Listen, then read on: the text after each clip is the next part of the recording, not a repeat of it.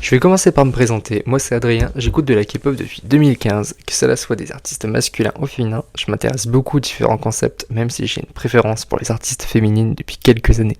Hey, et moi c'est Nino, K-pop stan depuis 2011, principalement Gigi stan, j'avoue, donc j'écoute principalement des girl groups, mais je suis assez bon public et ça m'arrive aussi d'écouter de temps en temps des boy groups.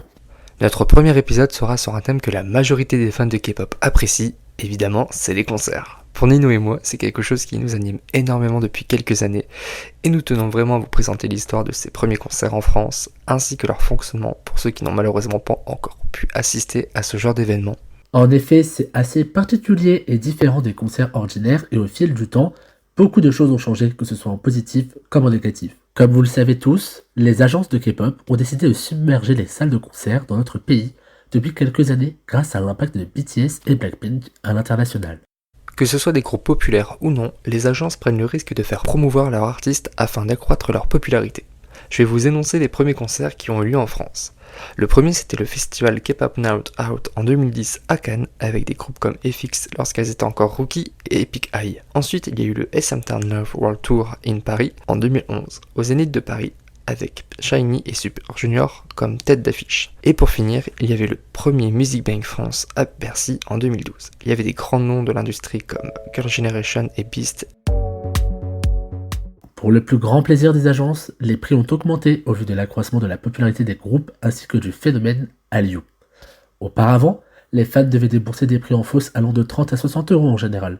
Malheureusement, ce n'est plus le cas aujourd'hui et notre porte-monnaie en souffre beaucoup. Il existe diverses prestations lors des concerts de K-pop. En fonction du choix des agences, il peut y avoir différentes catégories permettant de privilégier certains fans pour se rapprocher un maximum de l'artiste et donc passer un moment assez prestigieux avec lui. Il y a par exemple des packages VIP qui contiennent en général des goodies exclusifs ou bien l'accès au soundcheck. Ça consiste à assister aux courtes répétitions et d'avoir des interactions assez particulières avec l'artiste car on est vraiment en petit comité et c'est vraiment agréable. Franchement, pour l'avoir fait avec J-Idol, on pouvait discuter brièvement et poser des questions et même choisir la chanson qu'on voulait. Ça c'était top. Évidemment, il y a un accès prioritaire à la fosse où en fonction de si c'est un VIP gradin, il y a une place plus ou moins avantageuse parce que pas forcément la visibilité sera adéquate au prix de la place que vous allez payer. Mais ce que je préfère avant tout dans les packages VIP, c'est le high touch. Ça consiste à assister durant un très court instant avec les membres d'un groupe ou de l'artiste solo. Donc ouais, en général, vous faites un check, un sourire, vous pouvez dire quelques mots, mais ça c'est bref parce que malheureusement, en ce moment, si magique peut être gâché par le staff qui presse en général les fans lors de cet événement pour vraiment terminer le plus tôt possible et puis pour pas perdre de temps parce que certains fans pourraient discuter longuement. Il y a aussi l'opportunité de faire une photo et une dédicace afin de se rapprocher encore plus de nos artistes préférés. Évidemment, ce type de prestation a un prix très onéreux, et cela peut freiner pas mal de monde. Les prix sont au minimum dans les alentours de 100 euros et peuvent aller jusqu'à 1377 en fonction de la renommée de l'artiste. Comme c'était le cas par exemple pour le concert de Blackpink au Stade de France en 2023. Depuis ces dernières années, cela devient un luxe d'assister à un concert. Cela est dû à cause des taxes et des factures énergétiques qui ont également augmenté pour les salles de concert. J'espère que cela n'augmentera pas davantage car la tranche d'âge des personnes qui assistent ont la vingtaine et ne pourront plus se le permettre aussi facilement. D'ailleurs, Adrien, pour conclure sur le sujet des packs VIP, au cours des concerts auxquels tu as assisté, est-ce que tu as déjà pris une place VIP et c'était quoi ton ressenti? Alors oui, j'en ai pris à plusieurs reprises. Ma première place VIP, c'était pour Sunmi, donc j'avais forcément le high touch, la séance photo, et c'était super, super, super. Franchement, je trouve que c'était la meilleure expérience par rapport au fait qu'on était vraiment privilégiés et bien traités. Je veux pas dire que Ouais, les autres catégories, on n'est pas bien traités, mais ça permet vraiment d'avoir une expérience vraiment unique par rapport à quand on est en gradin ou en front de fosse. ouais, tu sens vraiment le côté bonus du pack VIP, quoi. Ouais, c'est ça, à la limite prestigieux, même si que bah ouais, la place elle était à quoi 200 euros, mais par rapport à Blackpink où c'est des packs VIP qui sont pas vraiment avantageux par rapport au prix, je sais pas si tu vois ce que je veux dire, c'est Oui. c'est différent, tu vois. Après, pareil pour J-Idol, j'avais pris aussi un pack VIP, bah c'était la même chose, surtout qu'on avait le soundcheck en plus. Et toi, t'as déjà pris un pack VIP? Bah, moi, du coup, les VIP que j'ai fait, c'est juste, en gros, pour être proche de la scène, mais jamais avec des high touch ou soundcheck et tout. C'est vraiment juste être proche. Oui, Ils c'était disent juste par VIP. rapport au placement, ouais. Ouais, c'est ça, Après, c'est exactement. pas plus mal, hein, au moins t'avais une bonne visibilité. Ouais, de fou. Sauf que le problème, c'est qu'après, quand on est habitué à être tout devant, bah, on a envie d'être devant pour tous les concerts après. C'est Mais ça, sauf que Jet, toujours. ouais, ça fait mal. Parce que dès que tu te retrouves en front de fosse ou dans les gradins, dans des catégories assez éloignées de la scène, c'est sûr que C'est pas Ouais, la même ambiance, quoi. c'est clair. En plus des concerts, il existe des fan meetings qui sont organisés en France, comme c'était le cas pour le groupe YV en 2023. Les artistes font des FAQ avec les fans, des activités, et franchement, c'est plutôt cool pour avoir vu des vidéos sur TikTok. C'est un truc à faire. C'est assez rare de voir ce genre d'événement en France, et franchement, j'aimerais vraiment y participer parce que c'est quelque chose d'assez différent. Parce que forcément, ils chantent des chansons du genre ce fan meeting, mais c'est pas comme un concert. Par contre, je pense que vous êtes à peu près tous au courant que Jackson Young fait des choses plus ou moins surprenantes durant ses concerts.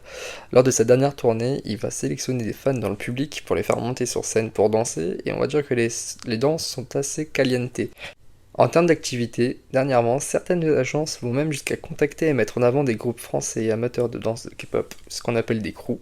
Certains ont eu la chance de performer sur scène en tant que première partie, comme c'était le cas pour Pixie en 2022 et en 2023. Il y a aussi, durant le Music Bank N.I.Punt, il y avait un crew qui avait dansé juste avant la performance du groupe, et franchement, c'est une opportunité de ouf, parce que ça met vraiment en avant les talents des personnes qui font partie de ce crew. Il existe des groupes et des artistes solos qui ont une popularité plus appréciée en dehors de la Corée du Sud et font régulièrement des concerts afin de satisfaire la demande des fans internationaux. Des groupes comme Dreamcatcher, ATEEZ et Blackpink sont déjà habitués de nos salles françaises, car ils ont tous déjà fait au moins 3 concerts en France au cours de leur carrière. La plupart des groupes ayant un impact important dans les charts performent dans les salles les plus populaires de Paris. Ce qui est logique, vous allez me dire. Les salles comme le Zénith ou l'Accor Arena permettent aux groupes de réaliser des performances incroyables et complètement différentes de ce que l'on peut voir dans les émissions musicales en Corée du Sud. Les équipements audiovisuels et la taille de la scène permettent un show extraordinaire et pour le grand plaisir des fans d'apprécier l'expérience à la hauteur du prix du billet. Et d'ailleurs, Adrien, en parlant de salle de concert, c'est laquelle t'as préférée? Alors, ma préférée, je pense que c'est par rapport au fait que j'y vais tout le temps. C'est le Zénith de la Villette. On va dire que tous les concerts de K-pop que j'ai fait, ils se sont faits là-bas. Et rien que par rapport à la taille, que ce soit le son, la prise en charge, la localisation, enfin tout, il y a plusieurs critères qui me font dire que bah, c'est ma salle favorite. Et j'ai fait plusieurs endroits dans le Zénith, que ce soit le devant de la fosse, le fond de fosse, tout en haut des gradins et devant. On voit très bien partout. Peu importe où tu es, tu as une bonne visibilité et le son est très bien. Après, ça dépend encore une fois du staff, parce que par exemple, pour le concert de Luna, j'étais tout devant. Enfin, il y avait quoi, deux, trois personnes devant moi, mais le son au début, il était catastrophique. Au niveau des balances, ils avaient du mal à bien régler le son. Mais c'est vraiment le seul concert où quand j'étais en fosse, bah, ça m'a posé problème, tu vois. Ok. Ah ouais. Et toi? Bah moi, du coup, c'est un peu comme toi, où la majorité de mes concerts se sont faits là-bas, c'est à l'Accor Arena. Hmm. J'avoue que peu importe où j'ai été placé à l'Accor Arena, que ce soit bah, en VIP devant pour Super M ou un peu plus loin pour Twice, etc. J'ai jamais eu de soucis de visibilité ou quoi, et je trouve que le son est vraiment top. Cette salle de concert, je l'adore. Elle est bien réputée comme ça, franchement, je suis d'accord avec toi. C'est clair. Je vais vous parler d'une autre particularité lors des concerts. Les différents fandoms de tout genre musical ont chacun des qualités et des défauts, ça nous le savions tous. Mais ce que nous ne pouvons pas reprocher aux K-pop stans, c'est l'investissement et l'amour qu'ils apportent envers leur artiste favori. Et c'est justement par le biais de projets et de promotions que nous le remarquons. Certains fans se réunissent et se font appeler fanbase. Ils interviennent bénévolement pour l'occasion ou pour tout le long de l'année afin de transmettre des informations essentielles à l'événement et sur l'actualité autour de l'artiste tels que les comebacks et les projets. C'est un dévouement et une quantité d'énergie dépensée que je respecte énormément parce que franchement c'est du taf énorme. Et surtout pour les projets, c'est très très très compliqué à mettre en place et qu'il faut trouver le financement. Enfin bref, c'est vraiment un sacré bazar. Et concernant ces projets justement, il existe beaucoup d'idées qui reviennent régulièrement, mais elles sont toujours personnalisées en fonction des membres et de leur image. Afin de financer cela, il crée des cagnottes pour réaliser des produits non officiels, avec ou sans l'intervention d'artistes designers, pour faire par exemple des freebies ou des bannières. Pour ceux qui ne visualisent pas ce que c'est, cela consiste à brandir une banderole de petite taille pour faire passer un message personnalisé et touchant envers les artistes. C'est toujours à l'image et aux couleurs des artistes, bien évidemment. Les idoles aiment beaucoup ce moment de partage et sont fiers de le partager sur leurs réseaux sociaux. Lors du fameux jour J, et en fonction des disponibilités des membres, ils gèrent la préparation des files d'attente par catégorie de fosse en donnant des numéros d'arrivée, afin de reformer ensuite dans l'après-midi les files d'attente et expliquer les dernières informations qui seraient nécessaires au bon déroulement du concert. Encore une fois, c'est du bénévolat et ça facilite énormément le travail pour le staff parce que Certaines salles de concert, il y a tellement de monde qui attendent très tôt, voire à camper la veille, que c'est parfois compliqué. Et c'est surtout pour éviter les attroupements, les problèmes de santé, et surtout que dans certains quartiers de Paris, c'est pas toujours sécure. Voilà, surtout au niveau du parc de Zénith, que ce soit les fans ou les vigiles, les conditions seront favorables pour tout le monde et non désagréables, surtout en fonction du mauvais temps. En amont, les fanbases répondent aussi aux diverses questions des fans sur les réseaux sociaux et sur place, en attendant que l'entrée des salles commence. Ces aides sont souvent appréciées par les vigiles et organisateurs des concerts, même si parfois cela n'est pas toujours autorisé en fonction du chef de la sécurité, et ça fout les boules, on va se le dire, parce que par moment il menace tellement que la numérotation, c'est quand même un travail et une patience énorme, et ça pourrait mettre en danger le placement de tout le monde.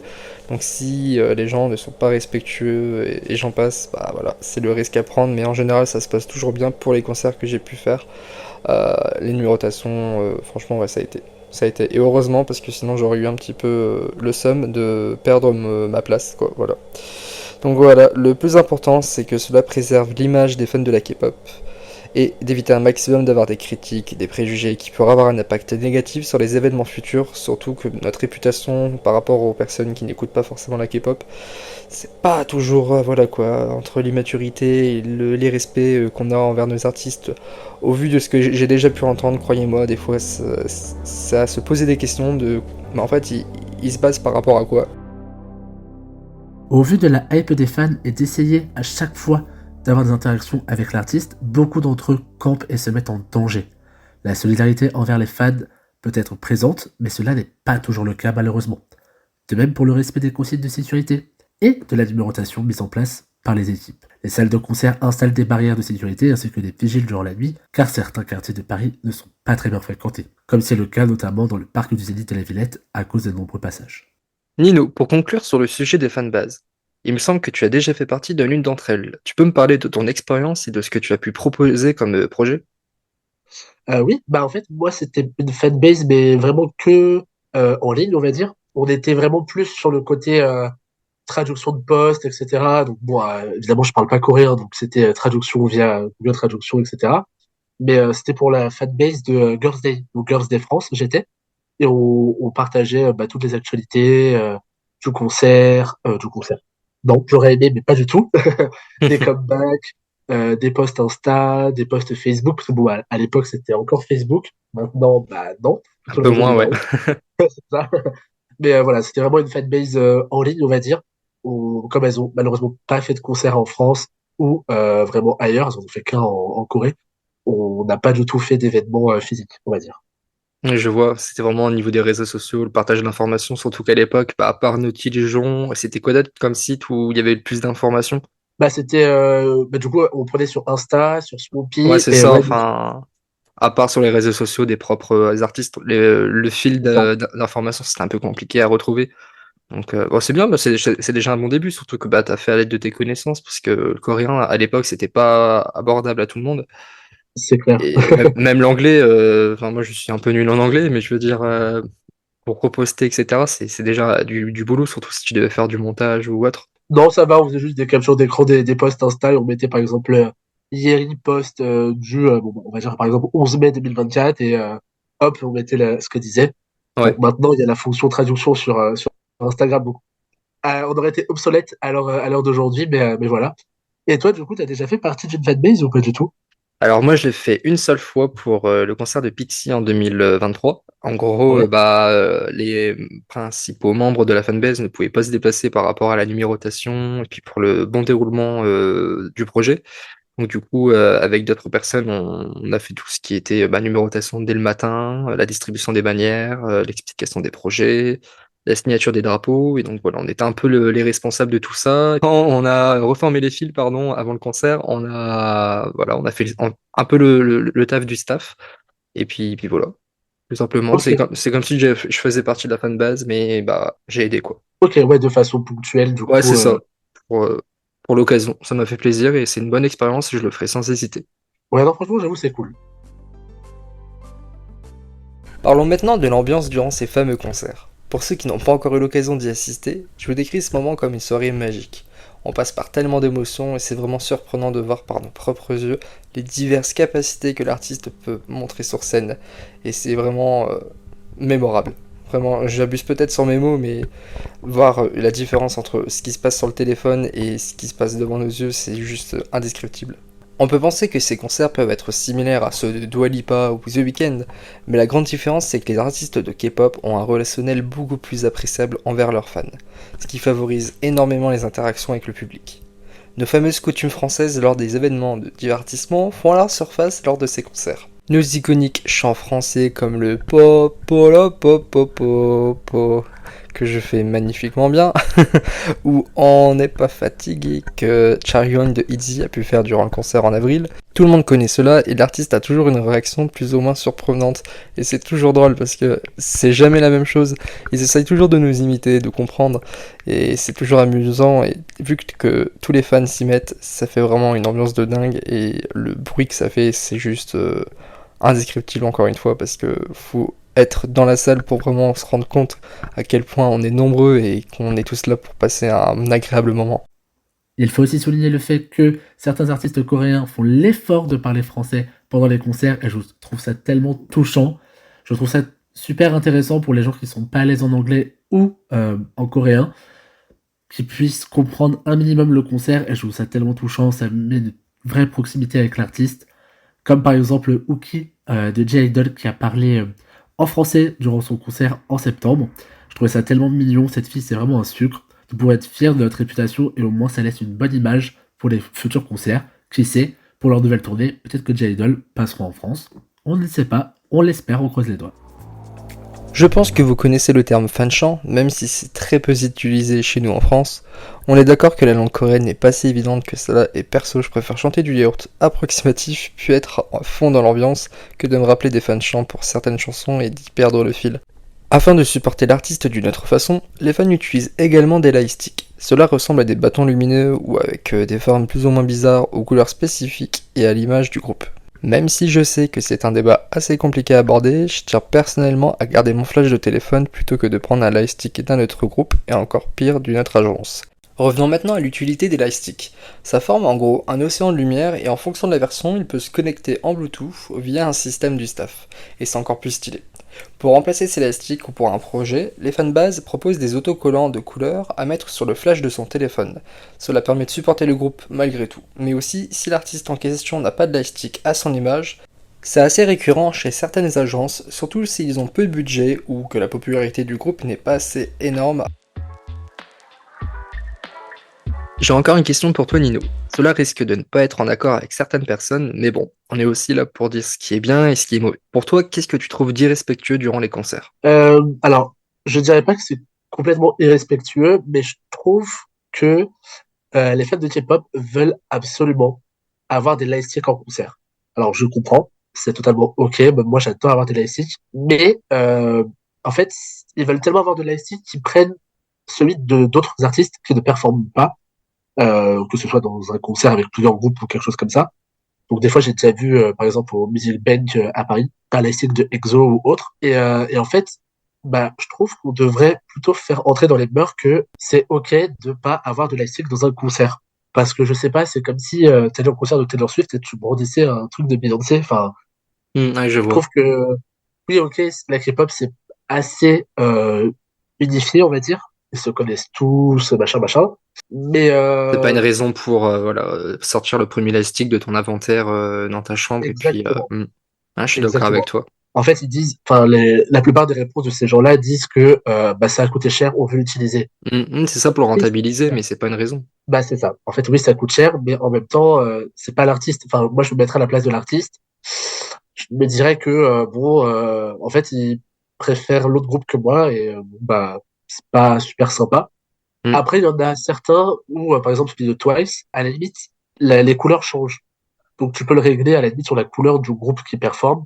Je me dis pourquoi pas en soi, parce que dans le noir, on voit pas que c'est marqué Twice, on verra juste la Oui, oui, lumière que la de. lumière. Voilà, c'est ça. Donc, pourquoi pas. Mais tu vois, par exemple, celui d'Exo qui est totalement blanc ou celui des Blackpink qui est rose, bah, en fait, ça va se voir si c'est pas la couleur du groupe. Par exemple, au Code 7, c'est vert, s'il y a une marée verte et d'un seul coup, tu vois un truc rose, tu fais c'est Il y a un qui? problème. Voilà, c'est ça. Ouais, je Donc vois ce que tu veux dire. Mm. c'est vraiment ça, et le fait des fois que certaines personnes filment les concerts. Donc moi aussi je filme, il n'y a pas de souci, je filme vraiment beaucoup pour le coup, mais je filme en fait devant moi, pas au-dessus de moi qui puisse gêner les gens derrière, que ce soit avec des téléphones ou des pancartes d'ailleurs. Mais voilà, ça c'est des trucs Ouais, de toute façon, ça c'est que la chose la plus je déteste. récurrente qu'on retrouve dans les concerts, malheureusement. C'est les gens avec leur téléphone, leurs pancartes, leurs cadeaux aussi qu'ils veulent donner aux artistes. Mais au bout d'un moment, si t'es un peu loin de l'artiste et que tu veux absolument lui donner, ça risque d'être compliqué, quoi. Ou tu le fais à la fin du concert quand t'attends la sortie des artistes, mais là, ça dérange un peu tout le monde. C'est ça, exactement. Et toi, du coup, est-ce qu'il y a des trucs que tu trouves irrespectueux ou pas? Bah moi justement je vais reprendre par rapport à ce que tu as dit sur l'élastique parce que certes voilà il y a le côté il faut rentabiliser la chose et tout mais moi je serais l'idol je serais fort déçu parce que je me dis ouais ok mais je sais que t'aimes la K-pop je sais que voilà il y a pas que cet artiste-là mais encore une fois c'est respectueux voilà comme tu as dit par rapport à Taylor Swift et Beyoncé de même par exemple si tu prends un t-shirt de merch de Twice tu vas pas l'emmener au concert de, je sais pas moi, BTS par exemple, tu vois. Ouais, C'est non, mais certes, exactement. je suis d'accord sur le fait que voilà, c'est le thème, c'est la K-pop et tout, mais encore une fois, c'est le côté, on sait que voilà, il y a différents fandoms, que parfois ça peut être la guerre et tout, mais c'est pas une solution, c'est tout. Après, forcément, on va pas non plus jeter les lightsticks des gens, etc. Ils font ce qu'ils veulent, mais ça casse un peu l'ambiance parce que comme tu as dit par rapport aux couleurs, bah on va le voir, ça va se voir tout de suite. C'est pas comme si par exemple t'allais faire un concert de NCT, tu prenais le lightstick de GOT7. Là, il n'y a pas de souci, c'est vert dans tous les cas, donc ça va se fondre dans la masse. Mais voilà. Je l'ai vécu C'est ça. aussi comme toi, et à chaque fois je les regarde d'un œil jugeur, mais bon, après c'est tout, hein. Surtout que la plupart du temps, Euh, c'est un peu des gens qui sont fort jeunes, donc bah, je comprends qu'ils n'ont pas le budget, c'est forcément leurs parents ou ils ont économisé pour l'occasion. Et bon, c'est tout. On pourra rien y faire. Et c'est comme les gens avec leur téléphone, on va pas leur dire de ranger le téléphone dans leur poche et tout. C'est nous, on a l'avantage d'être grand, on va dire, mais pour ceux qui sont plus petits, c'est vrai que ça me fait un petit peu de la peine parce que bah, par exemple, je sais que pour l'avoir vécu, il y avait une meuf qui était à côté de moi durant un concert et bah, elle voyait quasiment rien parce que les personnes devant nous, ils faisaient que filmer. Donc bah ça va, j'ai tout filmé quasiment durant le concert, mais comme tu as dit, à la juste hauteur, parce que nous on est déjà grands, donc ça pose problème pour les gens qui sont derrière. ouais, c'est Mais ça. après bah voilà, je lui ai envoyé les vidéos, elle était contente, mais c'est pas tout le monde qui le ferait, tu vois. Oui, non, mais c'est clair. Et du coup, en fait, pour en revenir au laïcité, je trouve qu'il faut vraiment qu'on fasse entrer dans les mœurs que c'est OK de pas avoir de laïcité à un concert. Enfin, Mm. oui, c'est génial d'en avoir un, mais si on n'en a pas, c'est pas grave. C'est ça, mais après, Ça n'est pas de soi être plus fan ou moins fan d'un artiste, en fait. c'est ça, les salles de concert, tu vois, ils vont pas interdire, ils vont pas se permettre de jeter tout ça. Mais après en Corée, Mais, vas-y, tu voulais dire quoi? j'allais dire, il me semble que pour Red Velvet, c'était marqué que les laïcités d'autres groupes n'étaient pas autorisés. Ouais, mais Bon, après, c'est pas vraiment fait de ça a contrôle, quand mais même été fait, hein, ouais, il y a pas vraiment eu de contrôle. il y a pas de contrôle. Mais c'était Ouais. marqué, par contre, Mm. sur Ah, il me semble. la information, ouais. C'est vrai que maintenant tu le dis, ouais, il me semble qu'il y avait une histoire comme ça, mais après, qu'est-ce que tu veux y faire, c'est tout. Ouais, c'est ça. Vu que les groupes de K-pop ne passent pas forcément dans tous les pays d'Europe, il est fréquent de voir débarquer des fans internationaux en France pour assister au concert. Et vice-versa, il s'avère que des fois des Français débarquent dans d'autres pays pour assister au concert, comme notamment au Music Bank en Belgique ou bien au concert de IU en Allemagne. Les ventes de billets en France sont devenues difficiles d'accès à cause de l'afflux et du dysfonctionnement des sites, notamment sur Ticketmaster. Les organisateurs ne nous facilitent pas non plus la tâche, puisqu'ils annoncent la mise en vente des billets peu de temps après l'annonce d'un World Tour, et souvent en fin de mois. Les prix des catégories ne sont pas toujours annoncés au préalable et sont parfois difficiles à encaisser lorsqu'on se rend compte des prix exorbitants, comme par exemple pour Hive ou Everglue. La K-pop a tellement d'importance économiquement et médiatiquement parlant que des artistes sont même invités à des Fashion Week ainsi qu'au Gala des pièces jaunes. Ce pouvoir permet de gagner beaucoup de visibilité et de bénéfices pour des marques, mais également de se faire connaître pour les artistes. Et dernière question, du coup, avant de vous exposer notre conclusion sur la thématique de l'épisode, c'est quoi le concert qui t'a le plus marqué, que ce soit en positif comme en négatif? Alors, en concert qui m'a le plus marqué, bah, je dirais celui de Sunmi parce que ça a été le concert où j'ai vu l'un de mes artistes favoris en réel, tu vois, et puis j'étais vraiment très proche de la scène. Et le moment qui m'a vraiment marqué durant ce concert-là, en fait, c'est lorsqu'elle a brandi le drapeau avec beaucoup d'émotion. C'est à ce moment-là que je me suis vraiment rendu compte de la chance que j'avais d'avoir assisté à ce moment et tout, et d'avoir passé un très bon concert, une très bonne journée, d'avoir fait des très bonnes rencontres. Et de même pour celui de Red Velvet, où je t'ai rencontré avec plein d'autres personnes, bah, c'était encore une fois mon groupe préféré, donc forcément, ça ne pouvait être qu'émouvant et marquant pour moi. Et c'est vrai que au niveau de l'ambiance et tout s'est vraiment bien passé. Et puis celui qui m'a un petit peu dérangé, où j'ai eu du mal, bah, je dirais celui de Luna, par rapport au fait que bah il manquait des membres, la setlist elle était pas excellente. Il y avait beaucoup de moments où elle discutait, où c'était avec de l'interaction, mais par moments c'était assez enfantin et c'était vraiment pour dire de combler le concert. Et du fait que bah au début du concert, il y avait au moins pendant 15-20 minutes des problèmes au niveau du son, les basses et tout, bah dès le début j'étais un peu réticent quoi. Mais après c'est tout, j'ai quand même passé un bon moment et puis pour le prix que j'avais payé, ça allait. Mais d'un côté, heureusement que j'avais pas pris une place beaucoup plus chère avec le pack VIP. C'est vrai que ça m'aurait un petit peu plus dérangé, mais après, c'est tout, quoi. Ouais, Malheureusement, l'agence, on sait tous que c'est un peu une catastrophe. Et heureusement que les filles ont réussi à partir de l'agence.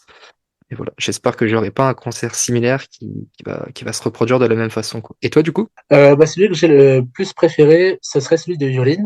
Donc ça remonte un petit peu, hein, je crois que c'était en 2018 ou quelque chose comme ça, quand elle était passée à Paris. C'est quoi, elle venait justement de changer d'agence, que c'était lancé en étant sa propre chef. Donc il n'y avait pas beaucoup de promos en fait sur son concert, donc on n'était pas beaucoup. Et ça donnait un aspect beaucoup plus intimiste en fait. Ouais, Du comme un coup, showcase, ouais. ouais, c'est ça. En fait, il y avait énormément de place pour danser dans la fosse. Même du coup, elle interagissait avec nous. Enfin, voilà, on discutait vraiment pas mal. Donc, non, pour le coup, celui de Yoline, niveau intimiste, il était vraiment top. Bon, il faisait hyper chaud ce jour-là. Mais à part ça, je trouve que voilà, ce côté-là était vraiment ouf. Après, celui que j'ai le moins préféré serait le Music Bank à Paris. Parce que du coup, il y avait plusieurs groupes que j'écoutais pas forcément. Et je me disais, ah, bah, c'est cool, je vais pouvoir découvrir les groupes que je connais pas plus que ça. Mm. Et au final, bah, j'entendais quasiment rien. Genre, je sais pas Non. s'il y avait un problème de basse ou quelque chose comme ça, mais j'entendais plus des boum boum boum boum que les chansons en soi. Ah, c'est Et décevant, parce que c'est quand même la plus grande salle d'Europe, quoi. Au bout d'un moment, faut être à la hauteur de sa réputation, quoi. bah c'est ça. Donc je sais pas si c'est un peu comme toi avec Luna et que c'est les ingé sons qui ont un peu foiré le Mm. truc. Ouais, Mais sûrement. j'avoue que j'étais un peu déçu. Et les amis à moi qui étaient pareil en gradin, mais autre part, bah elle aussi, elle a dit qu'elle avait le même problème. Elle n'entendait pas super bien. Par contre, en vidéo, on entendait On est tout. bien. Mm. Super net, super bien. Ouais, ouais. Donc bon, bah j'ai pas compris. C'est peut-être vous qui vous faites vieux, hein, au niveau du son. Peut-être, Non, mais malheureusement. je sais que par moment, cette salle-là, elle a un petit peu des problèmes parce que c'est pas la première fois que j'entends ce genre de ressenti, mais après, c'est vrai que c'est dommage parce qu'en plus, le Music Bank, les places, elles étaient assez coûteuses, donc pour être loin et en plus n'entendre rien, c'est vraiment compliqué, quoi. Bah, c'est ça. Donc, du coup, il faudrait que je redonne une chance à cette salle de concert-là parce que je pense que c'est vraiment Oui, pas la salle de concert le souci, mais plus l'ingé son du Music Bank. c'est ça, faut Mais pas rester sur un échec. c'est ça. Parce que là, de ce Ouais. que je vois, de tout ce qui s'est passé comme concert à la Défense Arena, ça a l'air d'être plutôt bien géré niveau son. Donc, bon. Mm. Non, parce que là, même là, dernièrement, avec le concert de Taylor Swift, bah, les gens, ils se sont moins plaints de ce que tu es en train de me dire. C'est que c'est sûrement peut-être l'ingestion qui a galéré, puis voilà. Ouais. Après, le principal, c'est que tu as quand même passé un bon moment, mais c'est vrai que quand tu as envie, au vu du prix, tu as quand même une sacrée attente, et c'est vrai que ça, c'est assez décevant. Ah, c'est ça. Je tiens à terminer sur mon avis personnel de tout ce qui vient d'être énoncé sur les concerts de K-pop. Nous sommes d'accord sur le fait que ces événements sont uniques, à partager seuls ou accompagnés. Mais ce qui est important de préciser pour moi, c'est qu'il ne faut pas dépenser toutes ces économies au risque de vous mettre à défaut pour d'autres projets ou pour la vie de tous les jours. Je comprends vos choix, mais je tiens à vous le dire par expérience, surtout que pour la plupart d'entre vous qui nous écoutent sont encore en cursus scolaire, et donc avec une bourse ou sous le toit de vos parents tout simplement. Il faut réfléchir aux dépenses additionnelles lors de votre séjour à Paris, surtout si vous habitez loin, lorsqu'on analyse les sommes monstrueuses qu'il faut réserver pour les transports en commun ainsi que les logements. Surtout qu'il existe d'autres moyens de supporter un artiste avec des revenus plus modestes comme l'achat des albums de K-pop, et qu'il y aura toujours une chance pour qu'une éventuelle tournée voie le jour dans les années à venir. Encore une fois, votre choix reste personnel et nous n'avons pas tous la même affection pour nos passions telles que la musique. Comme dernier conseil que je peux vous donner de mon côté, c'est d'être réaliste concernant la valeur des choses car on peut parfois en oublier la nécessité et les conséquences financières qui en suivent. Je suis d'accord avec toi, car notre avenir est bien plus important qu'une soirée, qui certes est inoubliable, mais malheureusement, cela devient de plus en plus inaccessible à cause de l'affluence et des montants de plus en plus élevés. Et bien c'est sur ces belles paroles que nous terminons ce premier épisode en espérant que le contenu vous aura plu. Salut! Nous vous remercions également d'avoir écouté jusqu'au bout et on se dit à très vite pour un prochain épisode autour de la K-pop.